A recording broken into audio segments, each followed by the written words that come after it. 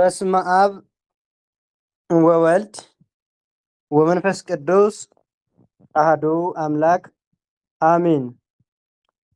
ለእናንተም ጠጉርን በመሸፈንና ወርቅን በማንጠልጠል ወይም ልብስን በመጎናጸፍ በውጭ የሆነ ሽልማት አይሁንላችሁ፣ ነገር ግን በእግዚአብሔር ፊት ዋጋው እጅግ የከበረ የዋህና ዝግንተኛ መንፈስ ያለው የማይጠፋውን ልብስ ለብሶ የተሰወረ ልብስ ሰው ይሆንላችሁ። አንደኛ ጴጥሮስ ምዕራፍ 3:3። የተወደዳችሁ የእግዚአብሔር ቤተሰቦች፣ የእናታችን የቅድስት ድንግል ማርያም ወዳጆች፣ የጻድቃን የሰማዕታት አክባሪዎች እንኳን ለእናታችን ለቅድስት እንባ መሪና እንዲሁም ቅዱስ ክርስቲና ሰማዕት፣ ቅዱስ ላውሬዎስን ሰማዕትና 30,000 ሰማዕታት የቅድስት ክርስትና ማህበር አበው ቅዱስ ሐዋርያት ወላዲተ አምላክ ለመገነዝ በዚህ ዕለት ተሰብስበዋል። ወይም የነሱ የሐዋርያት እመቤታችንን መግነዝ የተቀበሉበት እንዲሁም ደግሞ ያዩበት ይሄ የእመቤታችን በዓል የሚከበርበት ነውና እንኳን ለዚህ ቀን አደረሳችሁ አደረሰን። እናታችን ቅድስት መሪና እንባ መሪና ለእናንተ ጠጉርን በመሸፈን ወርቅን በማንጠልጠል አይሁን ሲል ቅዱስ ጴጥሮስ ይመክራል። ምድራዊ ጌጥንና ሽልማትን ሳይሆን ራስን በመደበቅና ለጽድቅ የክርስቶስ መሆንን ያስፈልጋል ነው እና በዚህ ቀን ዓለማዊ ነገርን የናቀች ቅድስት እናታችን ነች። በቤተክርስቲያናችን እንቁዎች ከተባሉ ሴቶች ጻድቃን አንዷ ቅድስት እንባ መሪና ናት። ጣዕመ ዜናዋን ሙላደ ሕይወቷን አስገራሚ አስተማሪ ነው። ቅድስት እንባ መሪና ብዙ እናቶቻችን አሉ። የዚች እናት ግን ይለያል። ትዕግስቷ፣ የዋህነቷ፣ ራሷን መስዋዕት ማድረጓ፣ ራሷን አሳልፋ እግዚአብሔር ለፈጠረው ሕፃን ስትል አሳልፋ የሰጠች፣ ጽድቅን ለማግኘት ራሷን ደብቃ ከወንዶች ገዳም ሌሊትም ቀንም ያገለገለች እጅግ ትለያለች እናታችን። ይቺ ቅድስት እናት በአራተኛው መቶ ክፍለ ዘመን በምድረ ግብፅ ተወልዳ ያደገች ክርስቲያን ናት።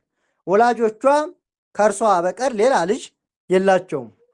ቢሆንም አኗኗራቸው ደግና ቅን ነበረ። ምንም ሌላ ልጅ ባይኖራቸው በአንድ ልጅ አንድ ወልደው ለብዙዎች እናት የሆነችን ልጅ አግኝተዋል ማለት ነው። 50 ቢወለድ 50 ነው ጉዱ፣ ከተባረከ ይበቃል አንዱ ይሉናል አባቶቻችን። ብዙ ቢወለድ የማይጠቅም ከሆነ ሕገ እግዚአብሔርን የማያውቅ ከሆነ ሌባና ቀማኛ ወንበዴ ከሆነ ምን ጥቅም አለው? የተባረከው ግን ለሁሉ ይበቃል። አንድ ከባረከ አንዱ የተባረከ ስለ ብዙዎች ይሆናል፣ አንዱ ስለ ብዙዎች ይሆናል ማለት ነው። ስለዚህ ምንም ብዙ ልጅ ባይወልዱም እንደ ስጋ 2-3 ልጅ ቢያስፈልጋቸውም አንድ ወልደው ግን አንዷ የተባረከች አድርጎ እግዚአብሔር የብዙ ልጆችን ጥማት የምትቆርጥ ልጅ አግኝተዋል ማለት ነው። ቅድስት እንባ መሪና ትክክለኛ ስሟ መሪና ነው። ልብ በሉ፣ መሪና ነው ትክክለኛ ስሟ ማለት ነው። ምክንያቱም እንባ መሪና የወንድ ስም፣ እንባ መሪና አባ እንበ መሪና የወንድ ስም ነውና፣ ነገር ግን በወንድ ስም የተጠራችበት የራሱ ታሪክ አለው። እርሱን እንዲህ ነው። ይቺ እናት በወንድ ስም ለምን ተጠራች?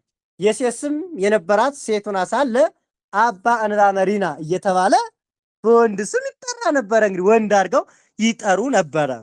ታሪኩን ብዙዎቻችሁ ታውቁታላችሁ። የሚገርምና የሚያስደንቅ ነው። ቅድስት መሪና ገና ልጅ ሳለች እናቷ ማርያም ሞተችባት። ደጉ አባት አንድ ልጁን በስጋዊም በመንፈሳዊም ሳይጎርልበት አሳደጋት። ዕድሜዋ 18 ዓመት በሆነ ጊዜ ወደፊት አቅርቦ ልጄ እኔ ወደ ገዳም ስለሚሄድ አንቺን የአንቺን መልካም አንቺን መልካም ባል ላጋባሽ አላት። ምንድን ነው ያለው? እኔ ወደ ገዳም ሚስቴ ሙታለች፣ እንግዲህ እኔ ወደ ገዳም ነው የምሄደው። አንቺን ግን መልካም ባል ድሬ የአንቺን ዓለም አይቼ ወደ ገዳም እሄዳለሁ አላት ማለት ነው። ይህ ቃል በእኛም ሀገር የተለመደ ነው። ቤተሰቦቻችሁ እንደ እኔ ልጅ የአንተን ዓለም አይቼ ነገ ብሞትስ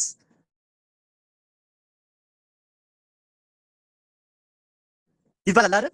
ያንተን ዓለማቼ ነገ ብሞት አይቆጨኝም ይላሉ ማለት ነው። ይሄ ብቻ አይደለም የሚገርመው ነገር፣ ይሄ ብቻ ሳይሆን አረ ልጅ ዓለሜን አሳይ ግድ የለሽም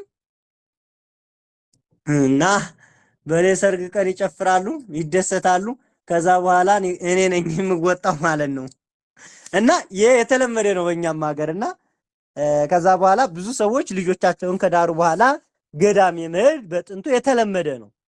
ባለቤታቸው ሴትም ሆነች ወንድም አንደኛው የትዳር አጋር ከሞተ ወደ ገዳም የመሄድ ልማድ ነው እና ወደ ገዳም ሂዶ የመኖር ይህ ልማድ አለ ማለት ነው። እንባ መሪናም እናቷ ሙታ አባቷ ግን እሷን ድሮ ወደ ገዳም መሄድ እንዳለበት ነገራት ነው የሚለው እና እጅግ የሚገርም ነው። በዚህ ጊዜ ቅድስት መሪናም ነፍስ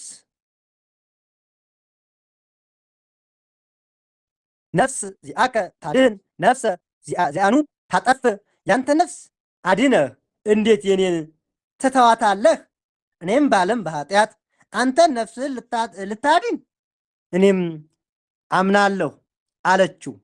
አባቷ የተናገረችው ከልቧ እንደሆነ ሲያውቅ ልጄ ገዳም ሁሉ በአካባቢው የወንድ ብቻ ነው፣ ስሚኝ አላት። ይህ በዛ አካባቢ ያለው ገዳም የወንድ ብቻ ነው አላት። እሷ ግን ምን አለው? እንባ መሪና ግን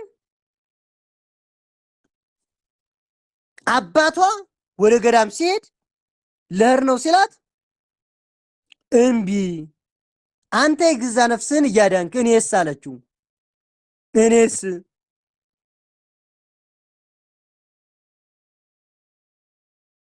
መቅረት አለብኝ? እንዴት ይሆናል? ይህ እኮ አይሆንም።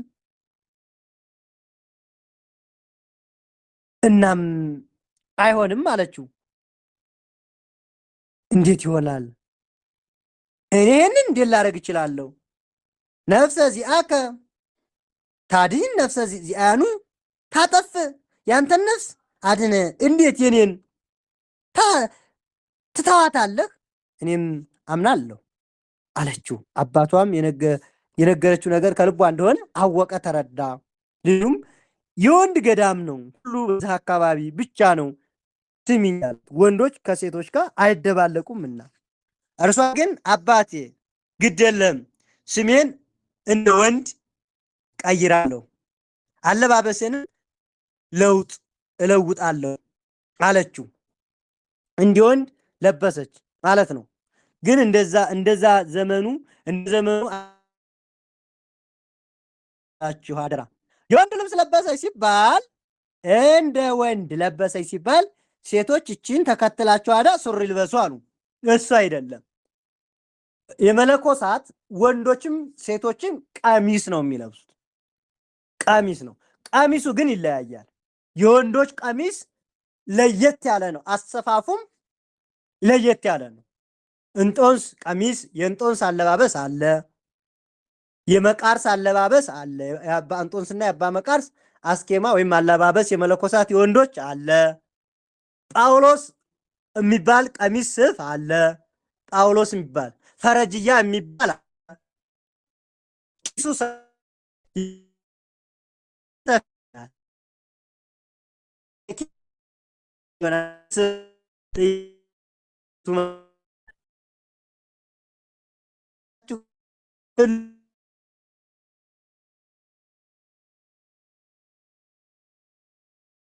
ነው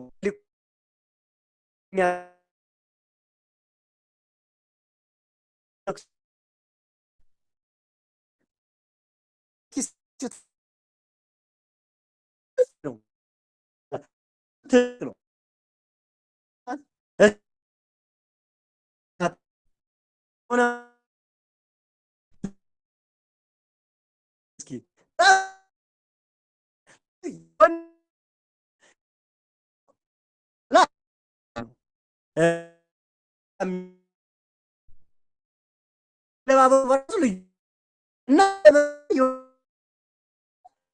አንቺን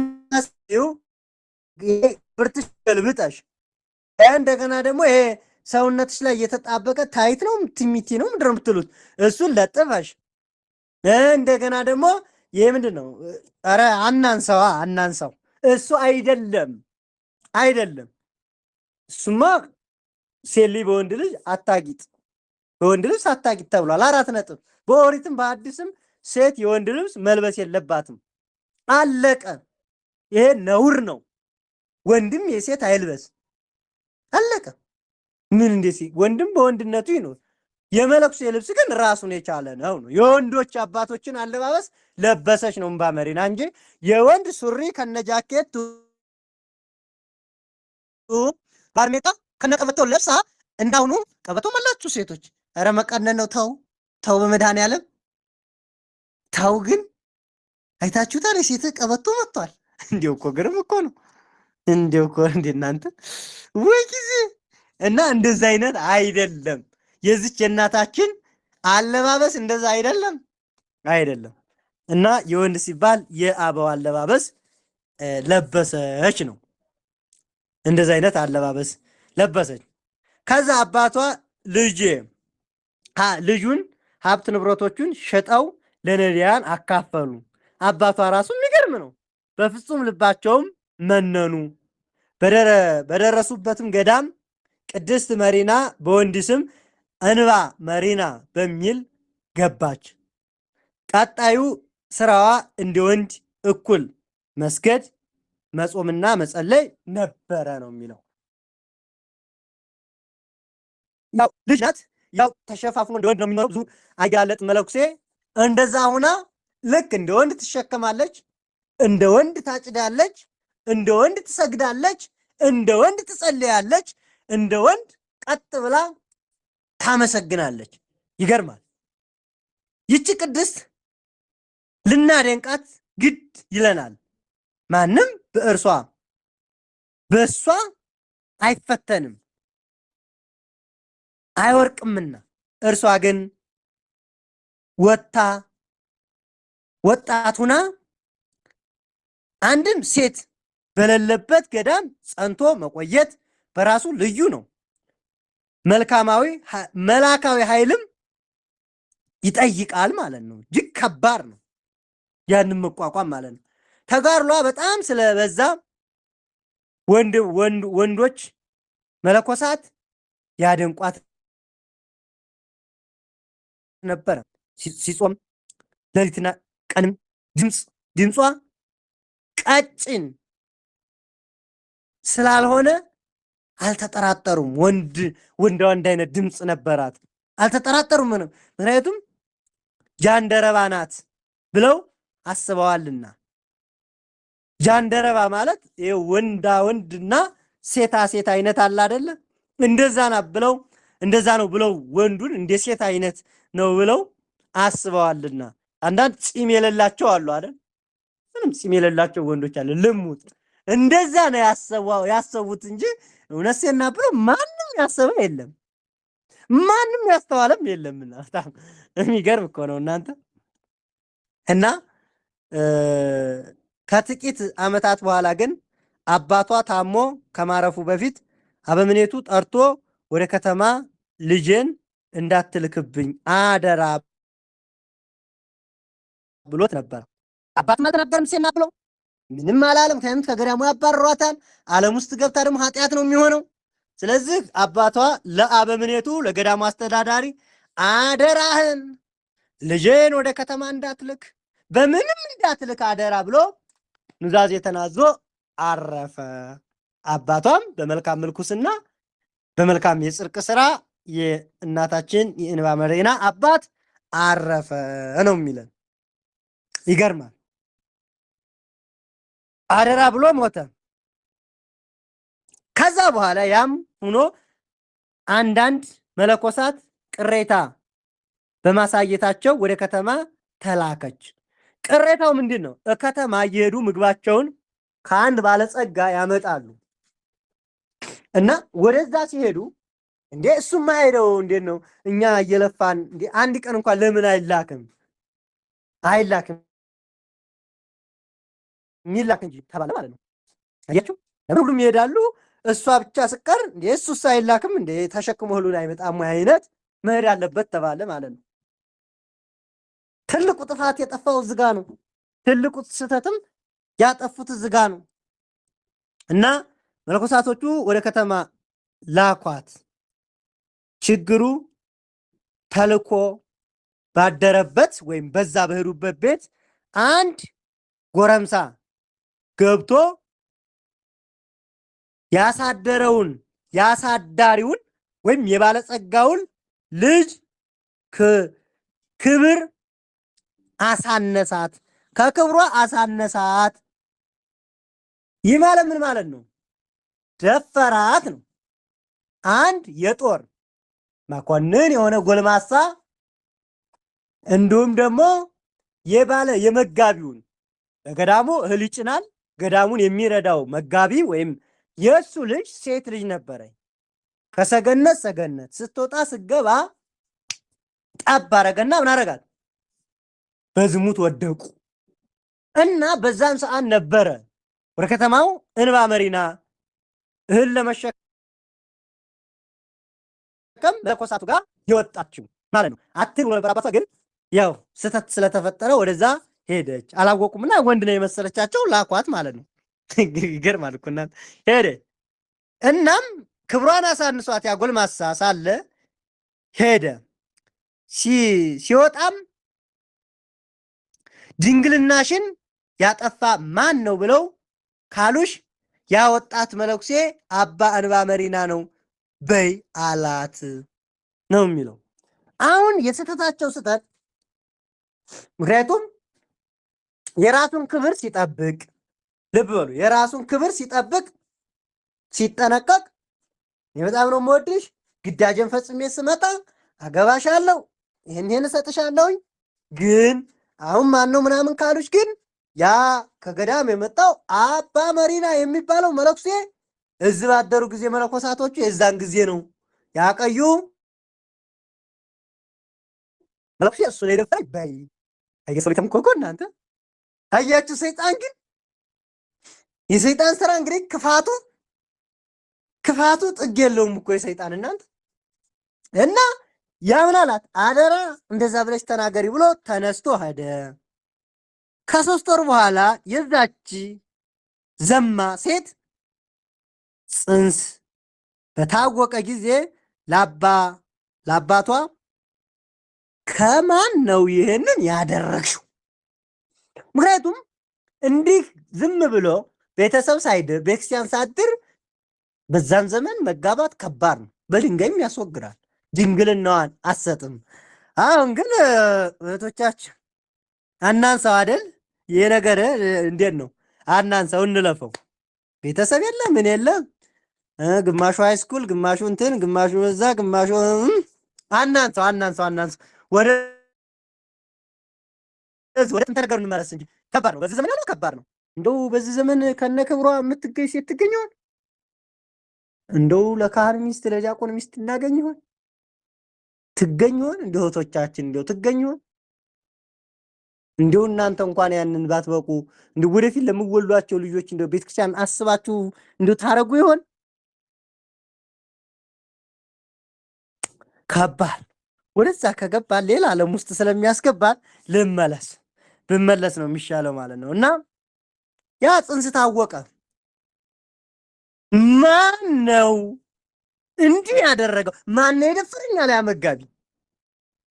ያችም ዘማ ሴት እንዲህ አለች፣ አባ መሪና እንዲህ አደረገኝ ብላ ንጹሐን ድንግሏን ሴት እንደ መላእክት ሆና የምኖረውን ሴት ታላቅ ተጋድሎ የምታደርገውን ሴት አባ መሪና ነው ብላ። ምክንያቱም ወደ ልዑሉ ግቢ ሲገቡ በላይኛው በሳሎኑ ብቻዋን ተቀምጣ ነበርና ነገሩ አመሳስላ አቃምረው ለራሱ ሲል ያንን እንድትዋሽለት የራሱን ክብር ሲጨነቅ ያንን ስተት ሰራ። ብዙውን ጊዜ ስተት የምንሰራው አንዱን ጥፋታችንን ለመሸፈን ስንል ሌላ ጥፋት እንሰራለን። ተጨማሪ ጥፋት ማለት ነው። እና አባ መሪና ነው አለች። አባቷ ወጥቶ እየጮኸ መለኮሳቱን ተሳደበ። ልብ በሉ። ወጣና በጣም ተበሳጨ። ያ ደግ ሰው የመለኮሳቱ ምግብ ሁል ጊዜ በራባቸው በጎደለባቸው ጊዜ የገዳሙን የሚያሟላ ገዳሙን ቀጥ አድርጎ የያዘ ለዛ ሁሉ መለኮሳት ምግባቸውን ጥሪያቸውን የሚሰጥ መጋቢ ያ ደግ ሰው ያ መልካም ሰው ሰይጣን ገዳሙን መለኮሳቱ እንዳይረዳ ምናልባትም ከዛ ገዳም እንዲወጣ እንዲያርገው ሰይጣን በእነዚህ ሰዎች ላይ ስሜታቸውን መቆጣጠር አቅቷቸው ዝሙት ላይ የወደቁት የራሳቸውን ጥፋት ለመሸፈን ንጹሐን ቅድስቷን ንጽህናዋ እንደ መላእክት የሆነውን ቅድስት እንባ መሪናን እሱን አስረገዘኝ ብላ ተናገረች። አባቷ ወጣ። እኔ ጸርቅ ብዬ እንዲህ አይነት ልክስክሶች ናችሁ ሆይ አባቶች ለዘበቅ አይጥ በበላ ዳዋ ተመታ ነው የሚለው ያገሬ ሰው አይደል? በላው ነው መስል በቃ መለኮሳቶቹን ገባባቸው። ምን ምድር አንቀጠቀጠ አልኳችሁ። ሰደበ። እንዴት ልጅን አለ አንድ ልጅን አለ። አባቷ ወጥቶ ጮኸ፣ በጣም ጮኸ። መለኮሳቱን ተሳደበ። አበምኔቱ ግራ ተጋብቶ ቢጠይቀው ያንተ ደቀ መዝሙር እንባ መሪና ልጅን ከክብር አሳነሰባት፣ ከክብር አሳነሰብኝ፣ ምን ትለኛለህ አለው ለአበምኔቱ።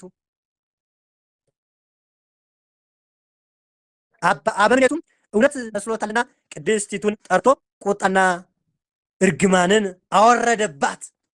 እንዴት እንዲህ ታደርጋለህ አባ መሪና ተባለ። እንዴት ተባለ። ፊት እኮ ከዛ በፊት የነበረው ይገርማቸዋል። ሌሊትም ቀንም ለደካሞች ውሃ በመቅዳት እንጨት በመፈዝ በረሃ እየወረደች እንጨት እያመጣች እያገዘች ያን ገዳም ቀጥ አድርጋ አባ መሪና እርዳን፣ አባ መሪና ናተላከን የማይወጣት ስለሆነች በቃ ለዛ 24 ሰዓት አትተኛም ነበር። ሌሊት በጸሎት ቀጥ ብላ ታድራለች። ቀን ለመለኮሳቶች እያንዳንዱን ገዳሙ ስትረዳ ነው የምትውለው። ያ ሁሉ መልካም ስራው አልታየም። አሁን ያ ሰውዬ መጥቶ እንዳለ ገዳሙ ላይ ሲጮህ ያ ሁሉ መለኮሳቶቹን ማስተዋል አልቻሉም። ማየትም እንዲህ ማለትም አልቻሉም። ምንም መታገስ አልቻሉም። የሆነው ነገር ከባድ ነው። የገዳሙ ስም ጠፍቷል። ደናግላን መለኮሳት የሚኖሩበት ገዳም አሁን ግን ሴት ደፋሪዎች አስገድደው ደፋሪዎች ተባለ። ዝናው በዛ አካባቢ ተሰማ፣ ጉድ ተባለ። መለኮሳቶቹ ተሸማቀቁ፣ አፈሩ። ያም ሰውዬ መጋቢው ያወራ ጀመር፣ ይናደር ጀመር፣ ይበሳጭ ጀመር።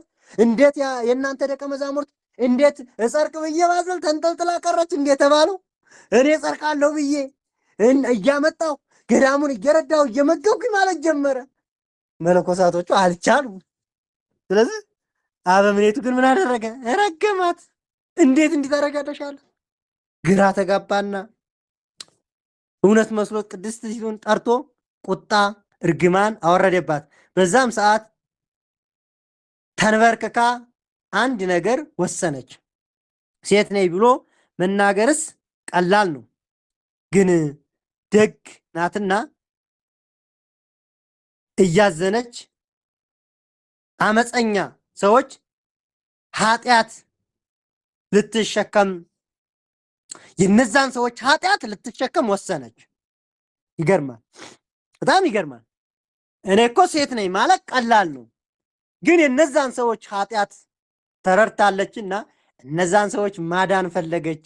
ለሰዎች መስዋዕትነት መክፈልን ወደደች። የነዛን ሰዎች ኃጢአት እንደገና ደግሞ የዛን ልጅ የህፃኑ ነገር እጅግ አሳሰባት።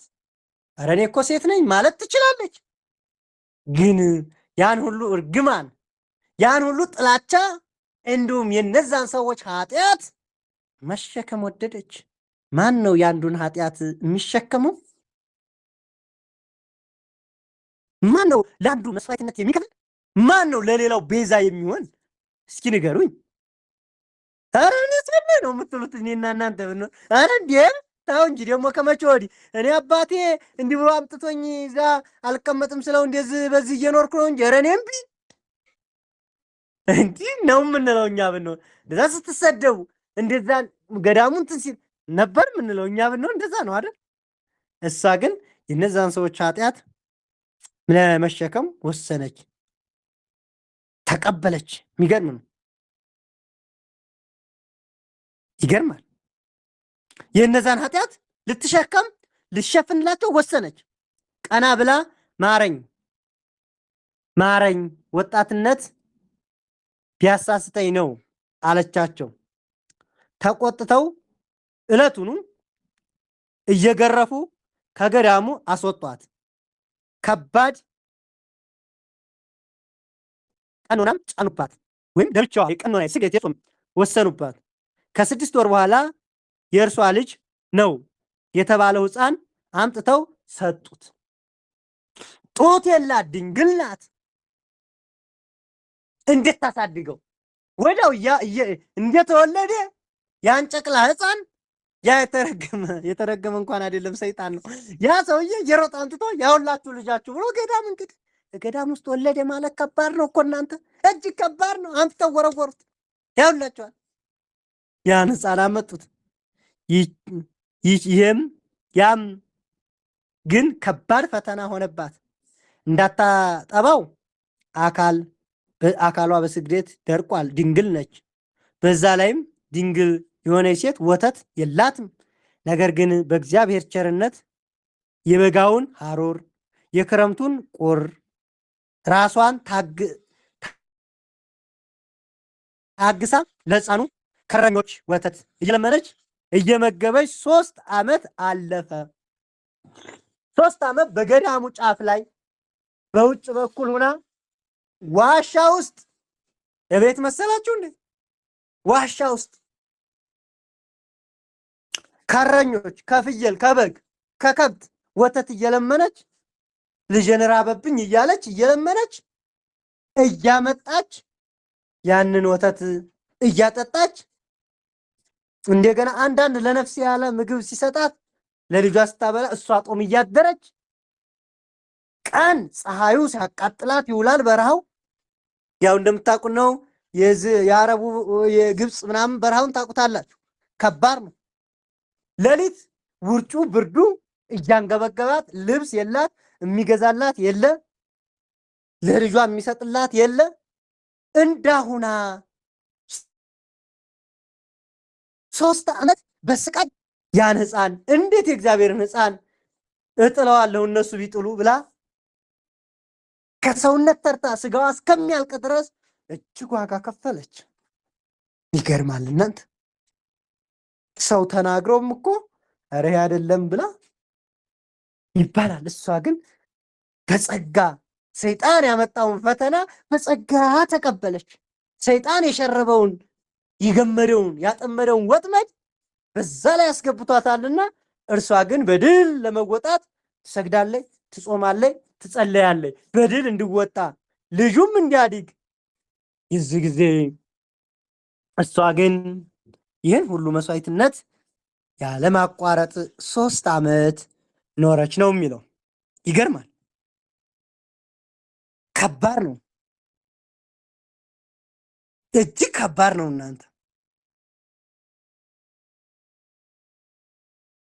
ከ3 ዓመት አለፈ። ከዛ ጊዜ ወዳ ገዳሙ ከባድ ቀኖና ጋራ ተመለሰች። በዛን ጊዜ ወደ ገዳሙ ትመለስ እንግዲህ ተባለና ከባድ ቀኖና ጋራ ተመለሰች። ሕፃኑን ስታሳድግ ለገዳሙ ሲላላክ ምግብ ስታዘጋጅ ውሃ ስትቀዳ የእያንዳንዱን ቤት ስታጸዳ 37 ዓመት አለፈ። ሕፃኑ አድጎ ደግ መናኝ ወጣት ሆነ። የቤተ ክርስቲያናትን ትምህርት ብሉይ ከሐዲስን ተማረ፣ አስተማረችው። የሚገባውን ትምህርት አስተማረችው። ቅን ታዛዥ ወጣት ዲያቆን፣ አገልጋይ፣ የቤተ ክርስቲያኑ ደዋይ ምን ልበላችሁ ና እየተባለ ያ ልጅ እየተላላከ በዛ ገዳም እጅግ ቅመም የሆነ ልጅ ሆነ። ምክንያቱም የእሱ ኃጢአት የለበትምና እግዚአብሔር ጸጋውን አበዛለት። ልክ አባቱን እምባ መሪናን አባ መሪናን ወይም እምባ መሪናን እናቱን መሰለ ማለት ነው። መታዘዝ፣ የዋህነት፣ ቸርነት፣ በጎነት ምን ልበላችሁ ሁሉም ነገር በሕፃኑ ላይ ሆነ። ሊቅነትን ከትትና ጋር፣ ትትናን ከታዛዥነት ጋራ፣ ጸሎትን ከቅድስና ጋር አንድ ላይ አስማምቶ ያለ ጎልማሳ ወጣት ሆነ። ምክንያቱም ሌሊትም ቀንም እንደዛ ብላ እያስተማረች አሳድገዋለችና። ይገርማል፣ እጅግ ይገርማል እና ያስደንቃል። ማደግ አይቀርም አደገ። በመጨረሻ ቅድስት መሪና እንባ መሪና ታማ አረፈች። እነዛ ግን ዘማዊ ልብ በሉ፣ እነዛ ዘማዊ ልጅቱም ያቺ ሴት እንዳብላዋሸች ታመመች። ሰይጣን ተጠናወታት። ማበድ፣ መጮህ፣ 24 ሰዓት መጮህ ሆነ። እነሱም ያ መነኩሴ ደፍሮብን ሲሉ ያም አገባሻለሁ ያለ እንዲሁ ሲባል በስቃይ በፈተና ፍዳዋን በላች። ንጹሐን ድንግሏን መነኩሴ ሴቷን ያለ ስሟ ስም ተሰጥቶ አርገዋታልና እንባ መሪና ታማ አረፈች። እንገንዛለን ብለው ቢቀርቡ ሴት ናት። እጅግ ደነገጡ። አበምኔቱን ጠሩት። በዙሪያዋ ከበው እንባቸውን አፈሰሱ። ጸጸት እንደ እሳት በላቸው። ስጋዋን በክብር ገነዙ። ይገርማል። ሊገንዟት ሲመጡ አስከሬን ታጥቦ በደንብ ነውና በክብር የሚሸኘው። ለመገነዝ ሲመጡ ሴት ናት። የሚሉትን አጡ። ማልቀስ፣ መጸጸት ምን ልበላችሁ እስከዛ ድረስ አልተናገረች። ምን ይበሉ? ምን ይዋጣቸው? መሬት ተከፍታ ብጉጣቸው ደስ ባላቸው። ምን አይነት ስህተት ነው የሰራ ነው? ምን አይነት ሰይጣን ነው እንዲህ አድርጎ ከቅድስቲቱ ከእግዚአብሔር ሰው አሉ። ከባድ ነው እናንተ። እጅግ ደነገጡ። አበምኔቱን ጠሩት። በዙሪያዋ ሁሉም መነኮሳት ገዳማውያኑ ከበቡ። እንባቸው ፈሰሰ። ጸጸት እንደ እሳት በላቸው። ስጋዋን በክብር ገንዘው በአጎበር አድርገው በራሳቸው ተሸክመው ምህላ ገቡ ነው የሚለው። አስከሬኑን ተሸክመው ለሰሩት ኃጢአትና ለሰሩት ስህተት ለዛ ሁሉ መከራዋንና ከገዳሙ ውጭ አውጥተው በውጭ ብርድ ቁር 3 ዓመት ተፈራርቆ ረሃብ ጥም ላንገላቱት ያለ ስሟ ስም ተሰጥቶ ለረገሙት ርግማን አሁን ግን እንዲታማልላቸው እግዚአብሔር ቅር እንዲላቸው አስከሬኗን ተሸክመው ምህላ ያዙ ነው የሚለው። ይገርማል። ሙሉውን ቀን ስለ ቅድስት መሪና ብለህ ክርስቶስ ሆይ ማረን ሲሉ ዋሉ።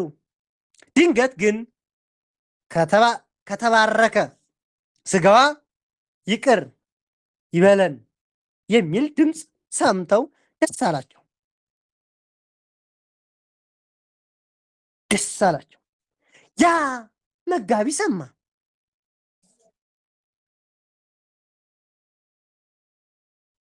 ሲመጡ ያ መጋቢ ሴት ናት። ምንድነው የሰራው ተባለ።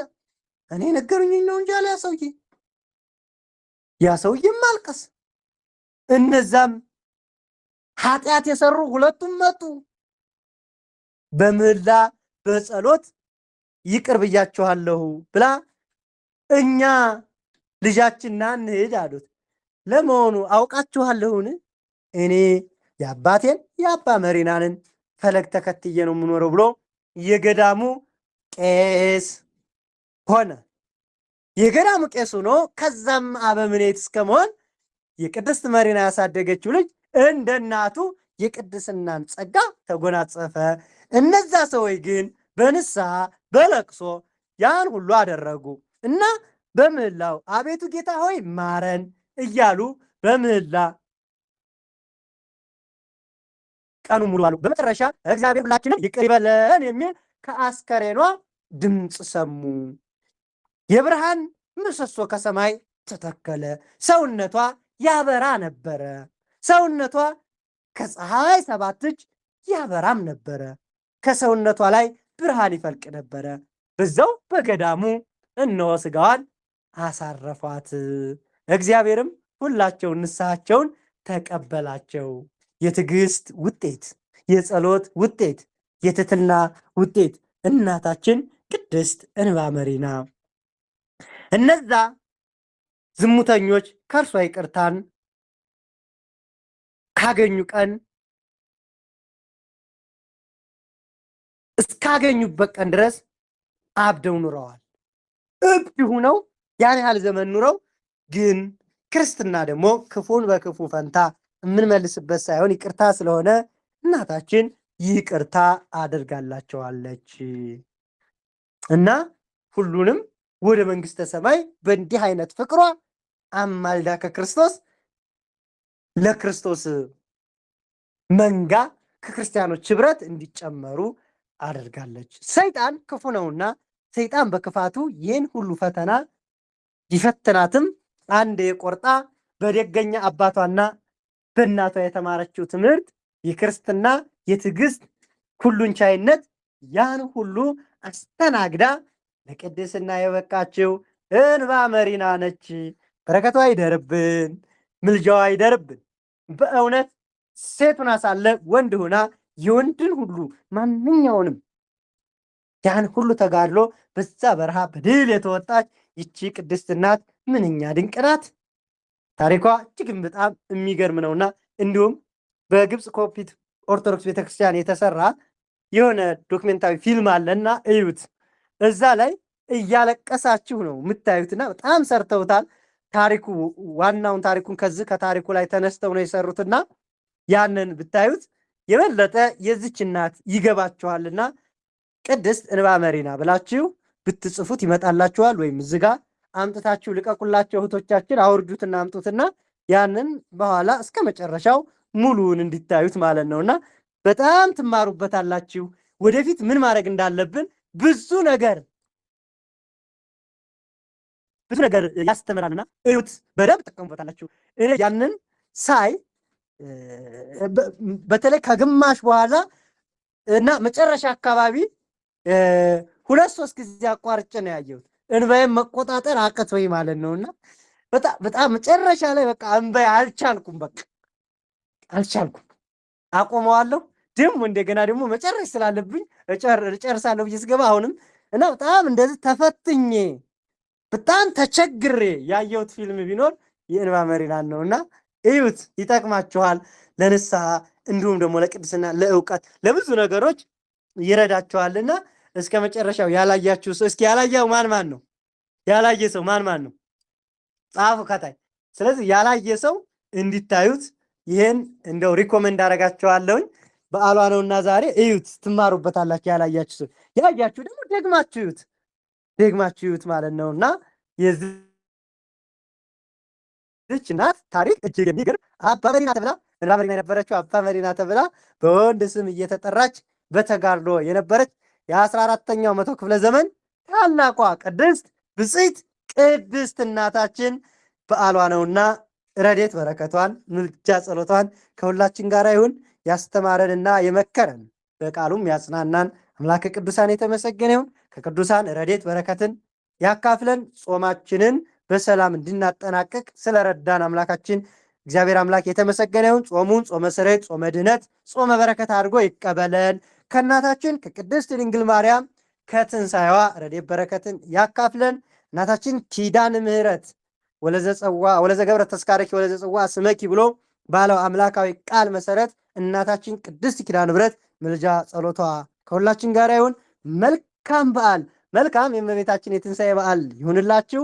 ውድ ኦርቶዶክሳውያን እንኳን አደረሳችሁ ለ2018 ጾመ ፍልሰታ ለማርያም የመጨረሻው ቀን እንኳን አደረሳችሁ። በዓሉን በዓለ ሐሴት በዓለ ፍስሐ ያደርግልን። በዓሉን በድምቀት እንድናከብር እግዚአብሔር አምላክ ይርዳን። በእመቤታችን በትንሣኤዋ በማታው ትምህርት በሰፊው የምንመጣ ይሆናል። ሁሌም ተከታተሉ፣ ከዚህ አትጥፉ፣ ሼር አድርጉ፣ ይህን ለሌሎች አካፍሉ። እንዲህ አይነቱን ትምህርት ሌሎች መጥተው እንዲማሩ እንዲታረጉ ሼር በማድረግ ለሌሎች ተደራሽ እንዲታረጉ መልእክቴ ነው። መልካም ቀን፣ ሰናይ ቀን ይሁንላችሁ። ይቆየን። ወስብሐት ለእግዚአብሔር ወለወላዲቱ ድንግል ወለመስቀሉ ክቡር አሜን።